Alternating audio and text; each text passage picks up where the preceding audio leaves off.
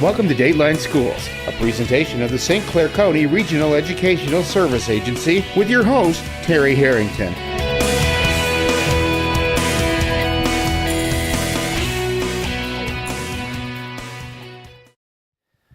All this week in Dateline Schools, we're learning how to take tests as our students here in St. Clair County across the state of Michigan will begin taking their MEAP tests next week. And to tell us all about it, my special guest is Brenda Tenniswood.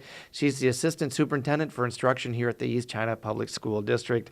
And Brenda, last year during the MEAP session, we heard a lot about cut scores, and the state was changing the cut scores, and everybody's getting pretty nervous. Can you kind of explain what that is?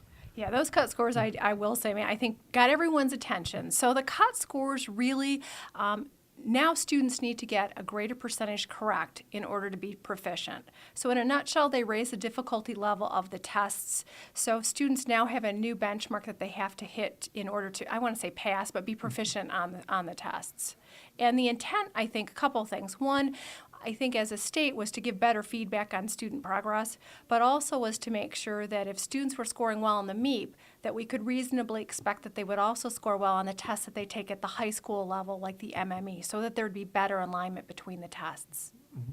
Now, how does Michigan stack up in terms of test scores, or not in test scores, but in like the cut scores? Is that varies from state to state as well? It does. It does vary quite dramatically state to state, and actually Michigan was one of 5 states that adopted higher cut scores, really I think with the intent, again, of making sure that we were preparing students well for college and career readiness. Now, how does that work with the annual yearly progress that each district and building has to meet too?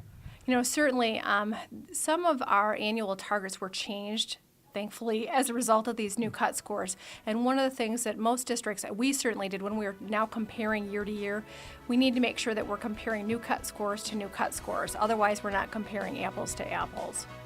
We'll be back with more tomorrow. For Dateline Schools, I'm Terry Harrington.